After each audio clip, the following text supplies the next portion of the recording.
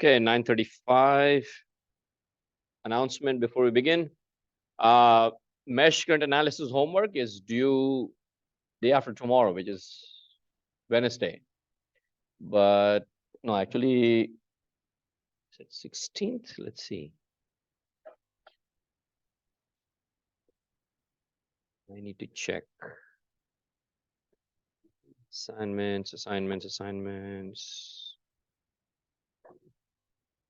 Yeah, it's due tomorrow, 16th. But let's see, open up.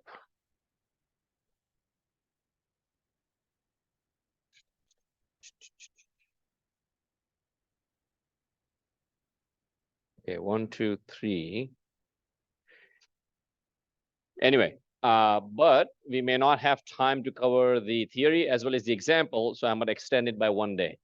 So instead of being due tomorrow, I might make it due on Wednesday. Okay, so I'm announcing right now. Again, mesh current analysis is the topic I will talk about today. We will go over the theory and then an example problem. So if I cannot finish the example in time today, I will postpone it, which is most likely, I think it's going to be extended by 1 day. And so that will push the other homeworks also by 1 day. Then again, I'll have to sit down and look through everything and then analyze how many examples we're going to cover and how many topics before we get to that point. So mesh current analysis, more likely than not, will be due on the 17th, not the 16th. The change, I will make the change sometime after I finish my classes. So sometime later this afternoon. Okay. All right, let's get started and open up the class notebook.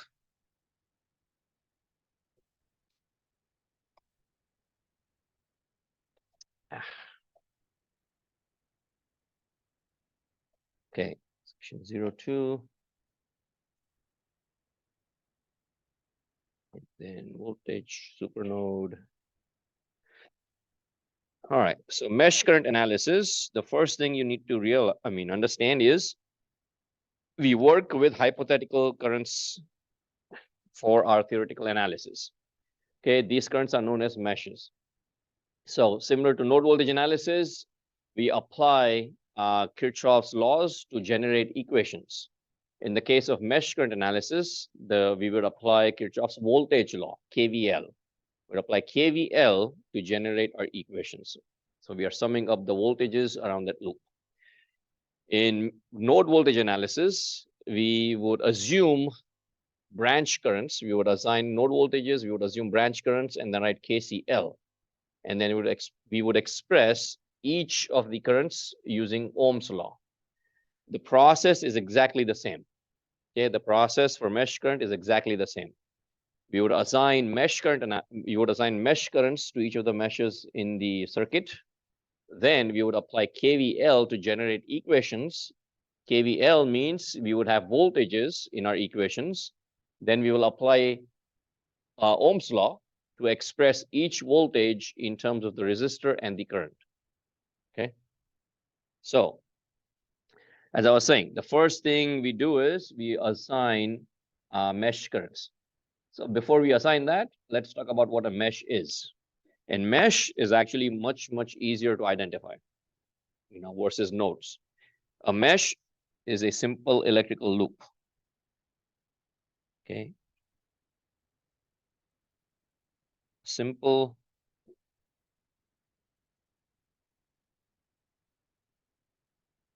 electric loop or electrical loop. Okay.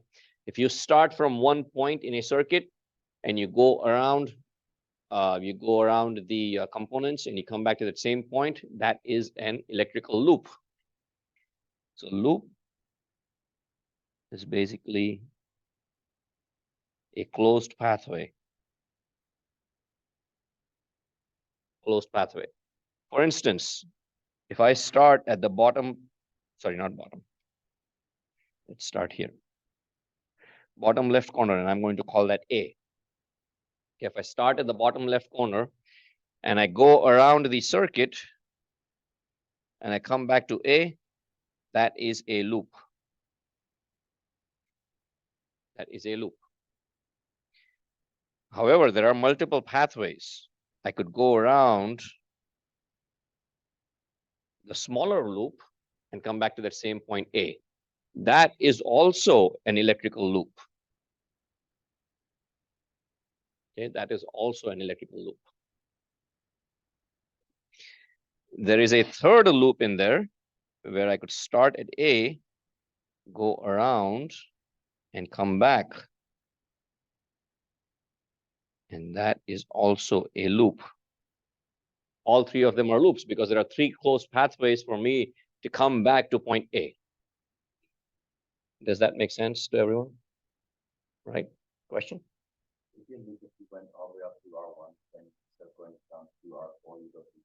Yes, good question. So good observation. So there's a fourth one that was actually going to be my next question. You answered before I asked. That's good though. We go around R1. So the question being asked was, is this a loop? And the answer is yes, that is. So any closed pathway between the same point is an electrical loop. So in this case, there are multiple loops in the circuit. So then what is a mesh? A mesh, as I just defined here, is a simple loop. It's a simple loop that does not contain any other loops inside it. So if I was to name this as loop 1, and I was to call this, now this diagram's become a bit of a little messy. So let's call this 1, 2, 3, and then 4. Okay, 4 loops. There are more than 4 loops in the circuit, right? Depending on the point. So the right side, we haven't even explored the right side of the circuit yet. But loop number 1 has or contains 3 other loops inside it. Actually, it contains more than 3. I'm just not showing it. But in this example that I've drawn out, there's at least 3 loops, right? 1, 2, and 3. So loop 1 is not a mesh because it contains another loop inside it. Similarly, if you take a look at loop 2 and 3, loop 2 and 3 also have other loops inside it. So they are also not simple loops. The only simple loop in there is loop 4. Loop 4 does not contain any other loop inside it. Hence, it is known as a simple loop. And that simple loop is given the term as a mesh. Okay. That simple loop is termed as a mesh. So again, simple electric loop that does not contain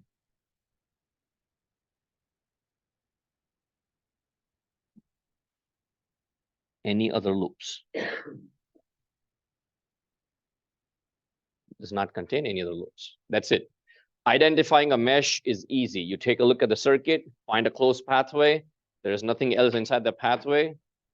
That's it. That's a mesh. Okay. So that's the first thing. You identify the meshes and you assign mesh currents along with an assumed direction. All right. Take a pause, think over that, and let me know if you have any questions.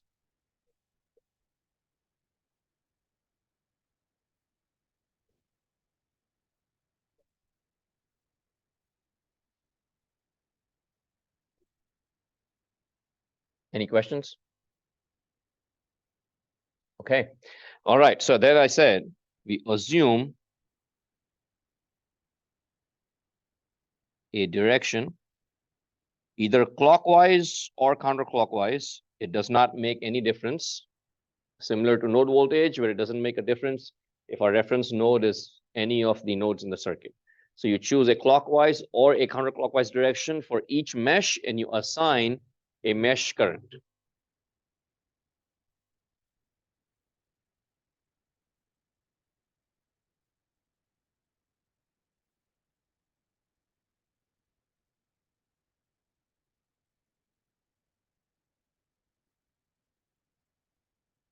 Okay, assume a direction and then assign a mesh current to every single mesh in the circuit. And you can label it anything you want. 1, 2, 3, 4, 100, 200, 300, XYZ, anything.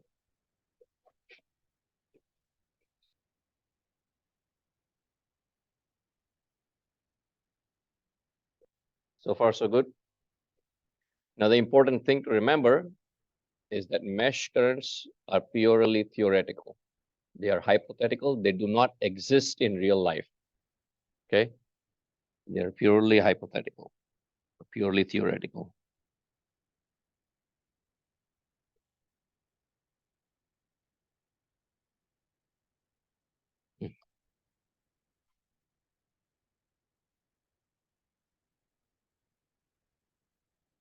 They do not exist in real life. And you can see, let's take a shared branch. So R2 and R3 are shared branches. Question? Okay. So if you take a look at R3, for instance, R3 has two mesh currents flowing through it. There's I1 and there's I2. Is this physically possible? You have two currents flowing in the same branch, both in opposite directions? No, because current is a result of the difference in electric potential between any 2 points. For current to flow through, one point has to be higher than the other. So if one point is higher than the other, current always goes from high to low. At the same time, I cannot have a current that's going from low to high. Make sense? So it's physically impossible. Okay. Now, semiconductor physics, there's a few other things that take place. There are currents that are flowing through a circuit because of holes. There are other currents flowing through a circuit because of electrons. That's completely different. But for circuit analysis, again, the current flowing through a particular resistor is due to the difference in electric potential at either ends of that resistor. And by saying that there's a difference between the two ends, current only flows in one direction. So again, I repeat, mesh currents are purely hypothetical. They are not real.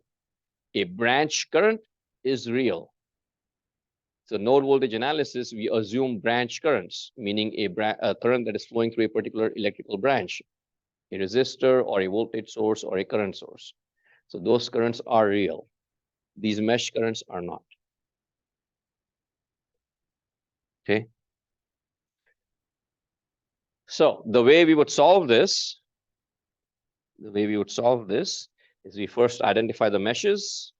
We assign mesh currents with an assumed direction. Clockwise or counterclockwise. I typically choose clockwise. And you can mix and match. Okay, depending on what you feel, depending on your instincts as an engineer, you can mix and match. You can have one mesh counterclockwise, another mesh as clockwise.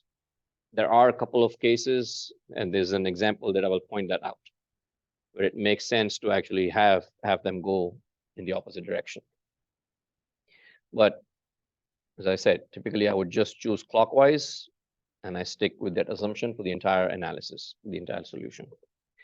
So you identify mesh, assign mesh currents with direction, then you apply KVL to each mesh. Now, the assumption, of course, is that there's a mesh current that's flowing through that mesh, and then you look at each one of those components. When you apply when you apply a mesh current, then those mesh currents will cause a voltage drop across each resistor, right? So when we apply KVL, what we are doing is we are summing up all of the voltages in that loop or in that mesh that are caused due to that mesh current. Okay. Again, think about the first step. We are assigning a mesh current. So mesh current flowing through all these resistors will cause a voltage drop. We will apply KVL to sum up all of these voltages, and thus we generate our equation. Once our equation is generated, we apply Ohm's law, and we express each voltage in the mesh in terms of that mesh current. So again, from the previous example, we had R3. We had R3 here. So if I was to, let's say, apply a mesh current, let me copy that out, of I1 going clockwise in that first mesh, M1, This is Vs, this is R2, and that's R3. I1 is flowing through Vs, R2, and R3, right? Actually, it says VA, so let me stick with VA. So how many voltages do we see there? We have VA, we have VR2, and we have VR3. And they should all sum up to 0, right? They should all sum up to 0. Now, again, thinking back to chapter 1, if you have a preferred way or preferred method of applying your KVL equations, feel free to stick with it. You do not have to do what I do, okay? But what I do is I typically start at the bottom left corner and I sum up the voltages in a clockwise manner. So VA for me would be minus.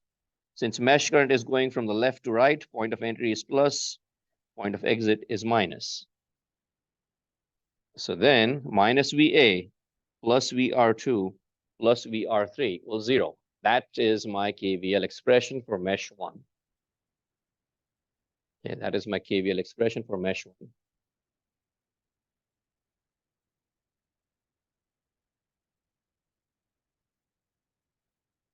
Again, think about how you apply KVL and see if your answer matches up with this equation.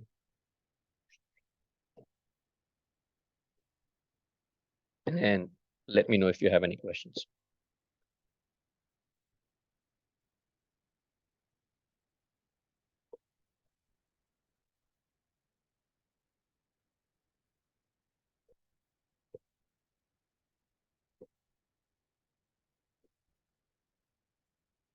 So far, so good.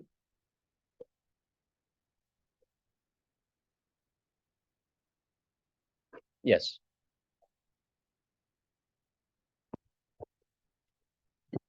Mm-hmm.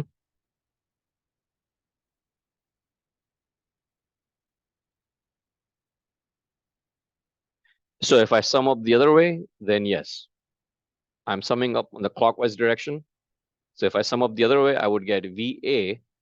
So the question being asked is, wouldn't it be a voltage drop? The answer is yes. But the answer to that is because I'm summing up voltages in a clockwise direction.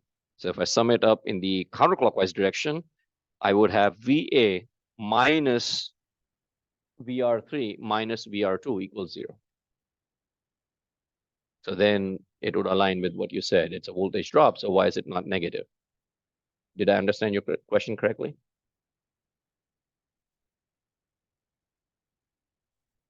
Okay, all right.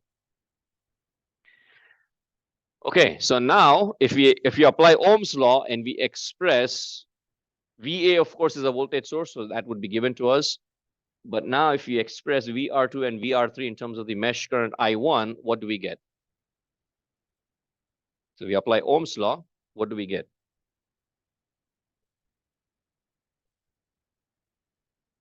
Absolutely. I heard some murmurings, but I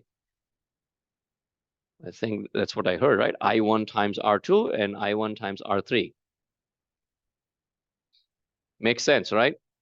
You would have a current flowing through a resistor. The voltage drop due to that current would be V equals IR. So I1 times R2, I1 times R3. But, and there's always a but, it's a mesh current, right? I1 is the mesh current flowing through R2 and R3. But we still have to account for the currents that are in the shared meshes, in the shared branch. R3 is shared between mesh 1 and 2, and R2 is shared between mesh 1 and 3. And so I think I'm going to clear this out because it's getting messy.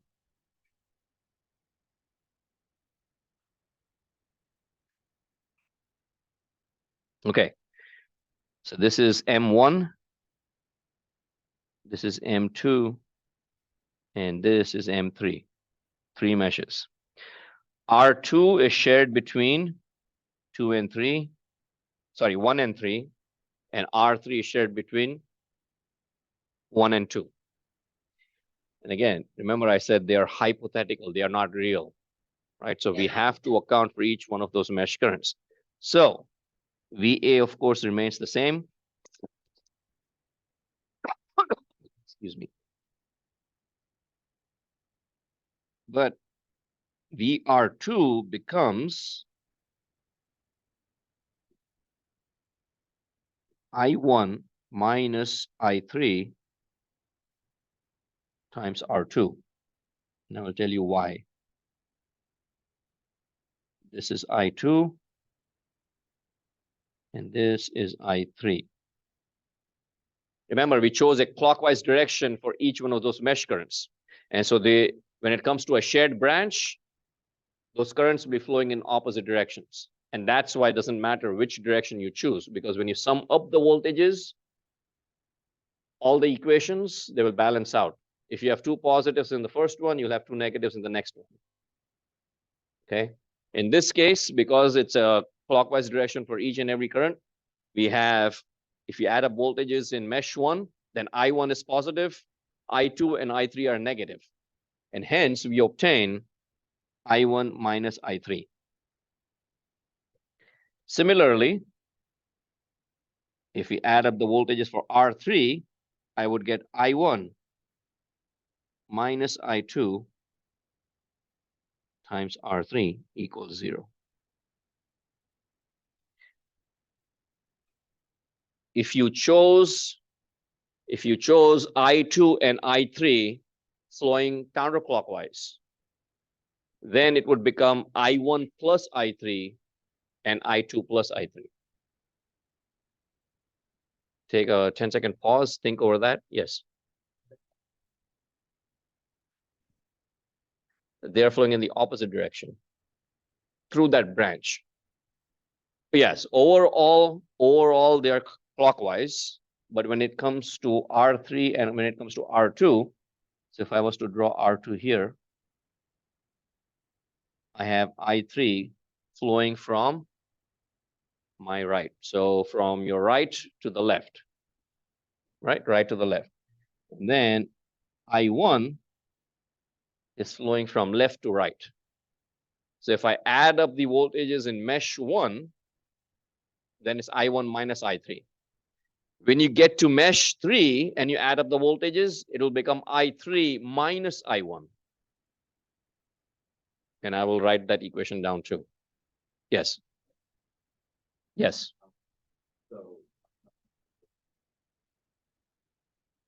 Mm-hmm. Yes. Yes. Yes. So it's the counterclockwise. So the question being asked is about the KVL summation. So typically you would say the voltage source would be positive, and then the resistor voltages would be negative. And the answer is absolutely correct. If you add up the voltages in a counterclockwise direction, then it will be plus VA minus VR2 minus VR3 equals 0, which is essentially the same equation. So again, it doesn't matter which direction we add up the voltages, the answer will always turn out to be the same. Yeah. So again, as I said, students are used to a certain method of applying KVL. You can stick with it. You don't have to do what I do. Either case, the equations will always turn out to be correct. 1 minute left, so I'm going to write out that equation, and then you can leave. So this was for mesh 1. Actually, you know what? Let's just end here, and then we'll pick up here again next class. So again, mesh current analysis, the homework I will make due after we go through our class on Wednesday. And so maybe Thursday or so. But you can get started on the tutorials, okay? The tutorials are there. It's extra credit. So it's optional. If you're going to do it, if you're going to do that optional homework, you might as well get started on it, take a look at it, see how much you can solve, right? And I'll be in my office afternoon from 1 to 2:30 for our student office hours.